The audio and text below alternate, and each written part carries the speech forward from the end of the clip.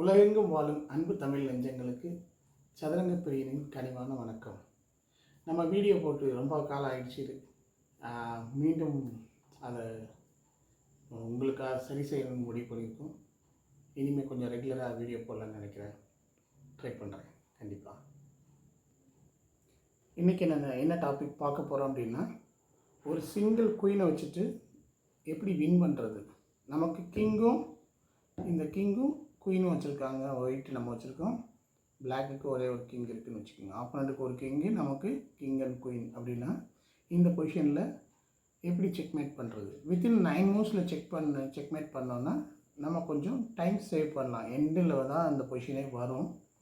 So அந்த பொசிஷனில் நமக்கு டைம் கம்மியாக இருக்கிறதுக்கான வாய்ப்பு தான் அதிகமாக இருக்குது. ஸோ மின்னல் வேகத்தில் ஆடி தான் நம்ம அதை ஈக்குவலைஸ் பண்ணணும்.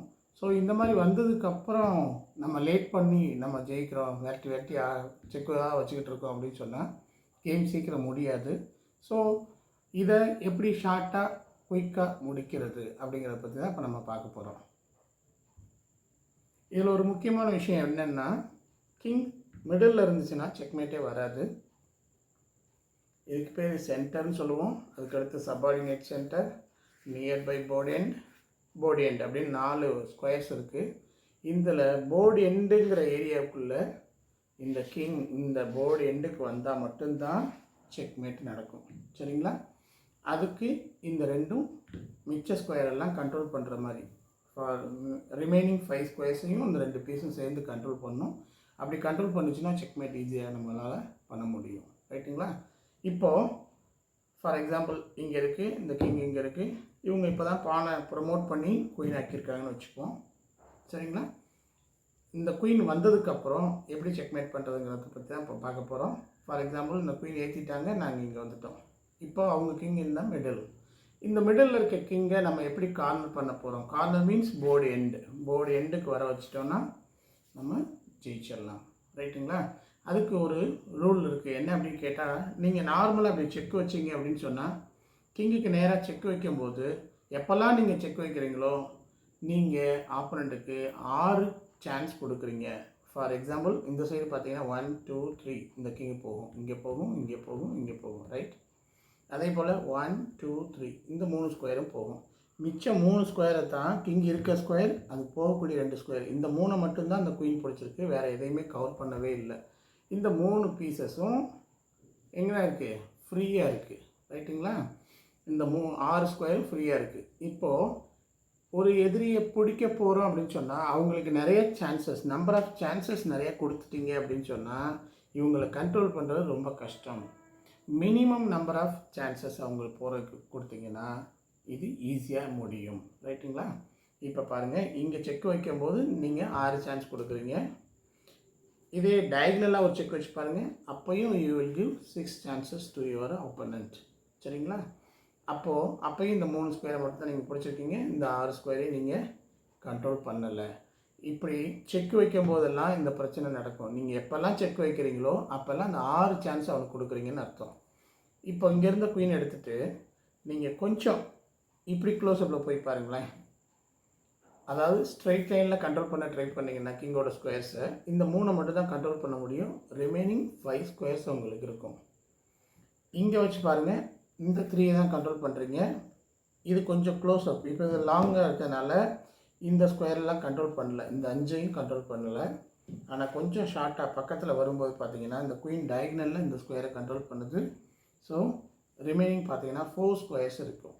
1 2 3 4 ஸ்கொயர்ஸ் அவங்களால மூவ் பண்ண முடியும்.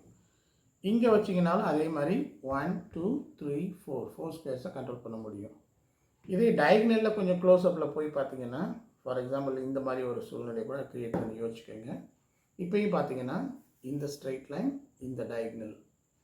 ஸோ நீங்கள் செக்கோடு வராமல் பக்கத்து லைனில் டயக்னலில் வந்தோன்னா கூட 1 2 3 4 5 6. ஆனால் இதுவே இன்னும் கொஞ்சம் க்ளோஸ்அப்பாக போய் இந்த பொசிஷனுக்கு பேர் நைட் பொசிஷன் பேர்.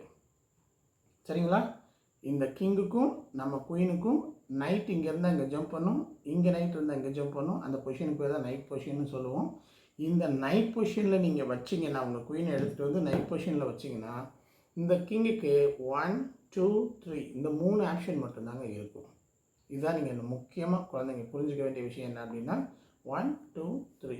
இப்போ நீங்கள் 3 வாய்ப்பு தான் கொடுத்துருக்கீங்க. உங்கள் எதிரிக்கு 6 வாய்ப்பு கொடுக்குற இடத்துல வெறும் 3 வாய்ப்பு மட்டும்தான் கொடுத்துருக்கோம்.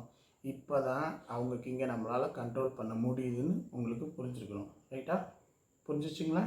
இப்போ பாருங்கள், இதுவும் நைட் பொசிஷன் தான். இப்போ இந்த 3 ஸ்கொயர் தான் போக முடியும். இங்கே வச்சாலும் நைட் பொசிஷன் தான். அப்போது 1 2 3 இந்த 3 ஸ்கொயர் தான் போக முடியும். இங்கே வச்சாலும் நைட் பொசிஷன் தான். அப்போ இங்கே வரும் 1 2 3. இங்கே நைட் பொசிஷனில் வச்சாலும் 1 2 3. இங்கே நைட் பொசிஷனில் வச்சிங்கன்னா 1 2 3. இங்கே நைட் பொசிஷனில் வச்சிங்கன்னா 1 2 3. இந்த நைட் பொசிஷன் வச்சிங்கன்னா 1 2 3. இந்த நைட் பொசிஷன் வச்சிங்கன்னா 1 2 3. இப்போது உங்களுக்கு ஓரளவுக்கு ஐடியா கிடச்சிருக்கும். இந்த குயினை எந்த நைட் பொசிஷனில் வச்சாலும் இந்த கிங்குக்கு ஒன்லி 3 ஸ்கொயர்ஸ் டு மூவ். அப்போ எதுங்க இருக்கிறதுலே ஈஸியான விஷயம் அப்படின்னு கேட்டால், ஆப்போனண்ட் கிங்கை கண்ட்ரோல் பண்ணணுன்னா நீங்கள் உங்கள் குயினை ஆப்போனண்ட் கிங்குக்கு நைட் பொசிஷனில் வைக்கணுங்கிறது வெரி வெரி இம்பார்ட்டன்ட். இது நல்லா புரிஞ்சுதுங்களா? இந்த வீடியோ கொஞ்சம் லெங்க்த்தியாக இருந்தாலும் இந்த குயின் எண்டிங்கில் நீங்கள் இனிமேல் யாரும் சொல்லி தான் உங்களுக்கு புரியணும்னு கிடையாது. இதை பார்த்தீங்கன்னாவே நீங்கள் புரிஞ்சுக்கலாம். உங்கள் குழந்தைங்களுக்கும் அருமையாக நீங்கள் புரிஞ்சுக்கிட்டு உங்கள் குழந்தைங்களுக்கு சொல்லிக் கொடுத்தாலும் சரி, இல்லை உங்கள் குழந்தைங்களே நேராக அதை பார்த்து அருமையாக புரிஞ்சுக்கிட்டாலும் சரி, எளிமையாகவும் இனிமையாகவும் இருக்கும். நல்லா பாருங்கள், நல்ல கவனத்தோடு பாருங்கள். பார்த்தீங்கன்னா உங்களுக்கு நல்லா எளிதில் புரியும். சரிங்களா? இப்போ நைட் பொசிஷனில் வைக்கணும், அதுதான் முக்கியம். ஃபஸ்ட்டு ரூல் என்னது? இந்த கிங்கை எடுத்துகிட்டு போய் இந்த கிங்குக்கு நைட் பொசிஷனில் வைக்கணும். நல்லா புரிஞ்சுங்க. ரூல் நம்பர் 1, குயின் மூவ் பண்ணணும், இந்த கிங்கோட நைட் பொசிஷனில் வைக்கணும். சார் இதுவும் நைட் பொசிஷன் தானே சார் அப்படின்னு சொல்லலாம். இங்கே இருக்கிற குயின் இந்த நைட் பொசிஷனையும் ட்ரை பண்ணலாம், இந்த நைட் பொசிஷனையும் ட்ரை பண்ணலாம். ரெண்டுக்குள்ள டிஃப்ரென்ஸ் என்ன அப்படின்னு கேட்டிங்கன்னா, இந்த இடத்துல வச்சிங்கன்னா இந்த குயின் இப்படி கண்ட்ரோல் பண்ணிச்சுன்னா இது ஒரு காம்பவுண்ட் வால் மீன் பண்ணிக்கோங்க, இது ஒரு காம்பவுண்ட் வால் மீன் பண்ணிக்கோங்க. இந்த காம்பவுண்ட் வாலுக்கு இந்த பக்கம் ஒரு கிங்கும் இந்த பக்கம் ஒரு கிங்கும் இருக்குது. அந்த மாதிரி குயின் 2 கிங்கையும் செப்பரேட் பண்ணக்கூடாது. அப்படி பண்ணிங்கன்னா எளிதில் இந்த கிங்கை அந்த கிங் ரீச் ஆகாது. ஃபார் எக்ஸாம்பிள், இந்த கிங் அங்கே போகணும்னு நினச்சாலும் போக முடியாது. இந்த கிங் ஓடி வருது, இந்த கார்னருக்கு வருதுன்னா இந்த கிங்கும் வரணும், இந்த குயினும் வரும். 2 பேரும் சேர்ந்து வந்தால் மட்டும்தான் செக்மேட் நடக்கும். இது கொஞ்சம் லெங்க்த்தியாக இருக்கும். அதனால் என்ன பண்ணணும்? இந்த நைட் பொசிஷனை சூஸ் பண்ணிங்கன்னா இது ஒரு சிங்கிள் காம்பவுண்டு, இது ஒரு காம்பவுண்ட் வால், இது ஒரு காம்பவுண்ட் வால். அப்படிங்கும்போது இந்த சிங்கிள் காம்பவுண்டுக்குள்ளே இந்த 2 கிங்கும் இருக்கிற மாதிரி நீங்கள் பார்த்துக்கணும். அப்படி பார்க்கும்போது என்ன நடக்கும் அப்படின்னா, இந்த கிங் ஆட்டோமேட்டிக்காக அப்படி போகும்போது குயின் பின்னாடி போனால் போதும், உங்களுக்கு ஈஸியாக கவர் ஆகும். இந்த கிங்கு இந்த 2 பீஸும் சேர்த்து இதை ஈஸியாக அரெஸ்ட் பண்ண முடியும். சரிங்களா? அதனால தான் ரூல் நம்பர் 1 என்னென்னா, night position create A night position with single compound. அதான் ரூல் நம்பர் 1. சரிங்களா? இப்போது அவங்க மிடில் இருந்தால் செக்மேட் பண்ண முடியாதுன்னு ஆல்ரெடி முன்னாடியே சொல்லியிருக்கோம். இந்த கிங் இங்கே வருதுன்னு வச்சுக்கோங்க. ஃபார் எக்ஸாம்பிள், அந்த கிங் சென்டர்லேயே மெயின்டைன் பண்ணால் செக்மேட் வராதுங்கிறதுக்காக அவங்க சென்டர்லேயே மெயின்டைன் பண்ண ட்ரை பண்ணுவாங்க. அப்போ நம்ம என்ன பண்ணணும்? இங்கே 2க்கும் நைட் பொசிஷன் இருக்கான்னு ஃபஸ்ட்டு செக் பண்ணணும். நைட் பொசிஷன் இருந்தால் டோன்ட் டச் யுவர் குயின். உங்கள் குயினை நீங்கள் தொடாதீங்க, உங்கள் குயினை தொடாதீங்க. அந்த கிங்கை நோக்கி நம்ம கிங் வந்தால் போதும். Towards your opponent king. நம்ம கிங்கு தான் ட்ராவல் பண்ணணும். ஏன்னா நைட் பொசிஷன் எப்போல்லாம் பார்க்குறீங்களோ அப்போ உங்கள் குயினை தொடாதீங்க. கிங்கை மூவ் பண்ணி இந்த குயினுக்கும் கிங்குக்கும் நேராக ட்ராவல் பண்ணி வாங்க. ரைட். ரூல் நம்பர் 2 புரிஞ்சுதுங்களா? நீங்கள் நைட் பொசிஷன் எப்போல்லாம் பார்க்குறீங்களோ அப்போ உங்கள் குயினை தொடக்கூடாது, கிங்கை தான் மூவ் பண்ணணும். Towards your opponent king or your queen. இதை நோக்கி வரணும். அதுதான் முக்கியமான விஷயம். ரைட். மீண்டும் அவங்க சென்டர்லேயே மெயின்டைன் பண்ண விரும்புகிறாங்க அப்படின்னா இப்போயும் பாருங்கள் நைட் பொசிஷன் தான் இருக்குது. ஸோ நீங்கள் நைட் பொசிஷனை இருக்கிறதுனால கிங்கை இன்னொரு ஸ்டெப் மூவ் பண்ணுறீங்க. அவங்க மீண்டும் நைட் பொசிஷனில் இருக்க விரும்புகிறாங்க அப்படின்னா இப்போ உங்கள் கிங்கை எடுத்துகிட்டு வந்து இந்த கிங்கு 2 இடத்துல தானே போயிட்டே இருக்குது, இதில் ஏதாவது ஒரு ஸ்கொயரை நீங்கள் கண்ட்ரோல் பண்ணிட்டீங்கன்னா அவங்களுக்கு இடம் ரொம்ப ரொம்ப குறைஞ்சிரும். ஃபார் எக்ஸாம்பிள், இப்போ கிங்கை கொண்டு வந்து வச்சுட்டீங்க, இந்த இடத்துக்கு தான் வந்துட்டு போனாங்க. இப்போ இந்த இடத்துல நீங்கள் கண்ட்ரோல் பண்ணிட்டீங்க. இந்த கிங் 1 ஸ்கொயர் 2 ஸ்கொயர் 3 ஸ்கொயர், இந்த கிங்கோட 3 ஸ்கொயரை கண்ட்ரோல் பண்ணிடுச்சு இந்த கிங்கு. இந்த குயின் பார்த்தீங்கன்னா 1 2 3 4 இந்த 4 ஸ்கொயர்ஸையும் இந்த குயின் கண்ட்ரோல் பண்ணிடுச்சு. ஸோ உங்கள் ஆப்போனண்ட்டுக்கு நீங்கள் ஒரே ஒரு வாய்ப்பு மட்டும்தான் கொடுக்குறீங்க இந்த மூவலால். கிங் இந்த மிடில் இருக்க மாதிரி தான் தெரியுது, ஆனால் அதோட கண்ட்ரோலிங் ஸ்கொயர் ஃபுல்லாக உங்கள் கையில் தான் இருக்குது. ஸோ அவங்கள கண்ட்ரோல் பண்ணி என்ன பண்ணுறீங்க, ஒரு ஸ்கொயர் மட்டும்தான் கொடுத்து நீங்கள் போங்கன்னு அனுமதிக்கிறீங்க. சரியா? ஓகே, ஒரு ஸ்கொயர் போயாச்சு. இப்போ இந்த கிங் என்ன டைரெக்ஷனில் போயிருக்குன்னு பாருங்கள். இப்போது ஸ்ட்ரெயிட் லைனில் அவங்க ஃபார்வர்டு ஒரு ஸ்டெப் டவுன் டைரெக்ஷனில் வந்திருக்காங்க. ஸோ நம்ம என்ன பண்ணணும், same direction, same straight line. அவங்க ஸ்ட்ரெயிட் லைனில் போயிருக்காங்க, நீங்களும் ஸ்ட்ரெயிட் லைனில் ஒரு ஸ்டெப் அவங்க போயிருக்காங்க, நம்மளும் ஒரு ஸ்டெப் போனால் மீண்டும் நைட் பொசிஷனை க்ரியேட் பண்ண முடியும் வித் சிங்கிள் காம்பவுண்டோட. புரியுதுங்களா? சரி, இப்போ அவங்க டயகனலில் போகிறாங்கன்னு வச்சுப்போம். அப்போ நம்மளும் நம்ம குயினை டயகனலில் மூவ் பண்ணிங்கன்னா அந்த கிங்கை நைட் பொசிஷனை க்ரியேட் பண்ணிக்கலாம். இப்போ ஆட்டோமேட்டிக்காக பாருங்கள், அவங்களால இந்த ஸ்ட்ரெயிட் லைனில் வர முடியாது, இந்த தேர்ட் ரோலையும் வர முடியாது. ஃபஸ்ட் ரோ மட்டும்தான் அவங்களுக்கு அவைலபிளாக இருக்குது. அதுலேயும் 2 ஸ்கொயர் தான் இருக்குது. ஃபார் எக்ஸாம்பிள் இவங்க இங்கே வராங்கன்னு வச்சுக்கோங்க, போர்டு எண்டுக்கு அவங்க வந்துட்டாங்கன்னா டோன்ட் டச் யுவர் குயின். உங்கள் குயினை நீங்கள் என்ன பண்ணக்கூடாது, தொடக்கூடாது. போர்டு எண்டுக்கு போயிட்டாங்கன்னா அதில் முக்கியமான விஷயம் என்னென்னா, உங்கள் கிங்கை ஆப்போனண்ட் கிங்குக்கு நைட் பொசிஷனில் வைக்கணும். அதுவும் இல்லாமல் இதை consider as a first row, this one is second row, இது ஒரு தேர்ட் ரோன்னு கன்சிடர் பண்ணிங்கன்னா தேர்ட் ரோ நைட் பொசிஷன் உங்கள் கிங்கை புஷ் பண்ணிட்டீங்கன்னா அவங்க ஆட்டோமேட்டிக்காக ஸ்ட்ரெயிட்டாக வர்றதுக்கான ஒரு சான்ஸ் இருக்குது.